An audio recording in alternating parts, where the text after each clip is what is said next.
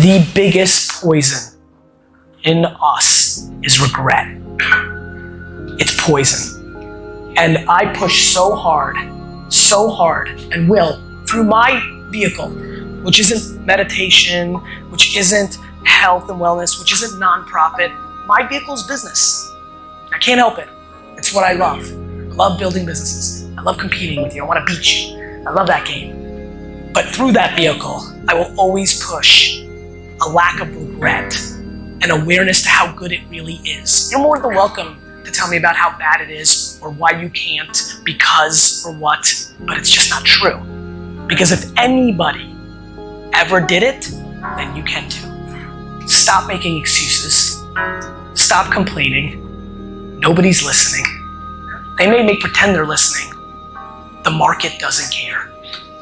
What you need to do is make one person happy, you. Then you can make everybody else happy. You know why I like making people happy? Because I'm already happy. And so I implore you to take this last little rant and really look at your fucking face and understand, are you doing the things that are putting you in a position to succeed? Not just in the business world, but in life. Because it's super important, because boy, when you're happy in life, your fucking business can roll. And so I'm just trying to figure it out. And I've been trying to figure it out in front of you for the last 7-8 years, trying to figure out the unlocks, EQ, IQ, self-awareness, hustle. I don't know what they are. You know why? Because like I told my man, it's 330 different unlocks. And so I'll go to all of them. They're all tried and true. And one might hit you. Yeah, it was hard work because I'm actually lazy. I talk a good game, but I'm full of shit. Or it might be something else, but fuck, one. And so, one fucking life. One life, my friends, one time. And honestly, I'll leave you with this because a lot of you need it. How you make your money is more important than how much you make. I thought I'd be there forever until the day I didn't. You know, it's funny, I never had a conversation with my dad about me leaving day to day. It just kind of happened. It was like crazy to think about. It was also a time where probably the toughest time in my career was when my dad and I weren't clicking.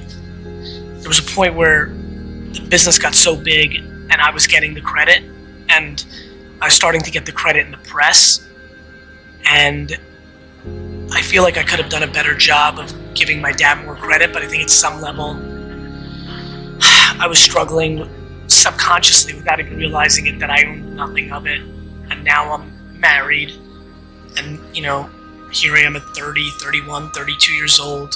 I'm not paying myself a lot of money at all. You kind of wake up and you've put, you know, a decade of 15-hour days, 360 days a year into something.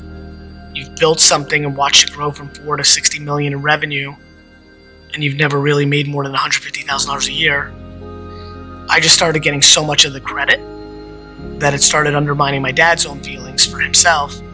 It's almost like he was getting wiped out of history, and it was an interesting, difficult time. What it took for me to get out of that moment was the ability to start over. Yeah, I mean, I could feel like me changing.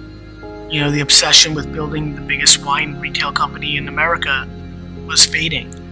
And my curiosity about this Web 2.0 evolution of the internet was rising. And I was starting to realize it wasn't that I was a great wine merchant, it was that I was a great communicator. And my career started to shift.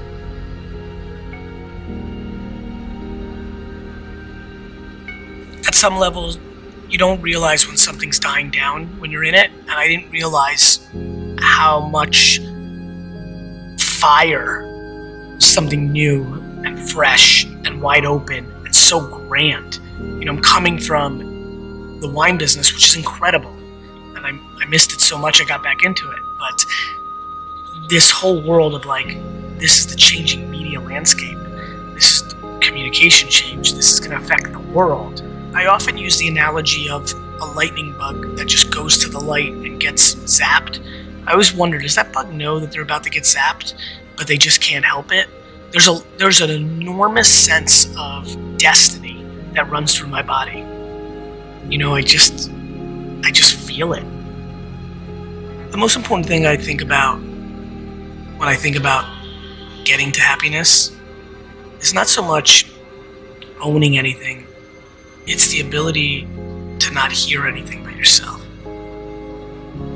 There's nothing more powerful than when everything gets quiet and the only thing that penetrates is your own voice, and that voice isn't judging you.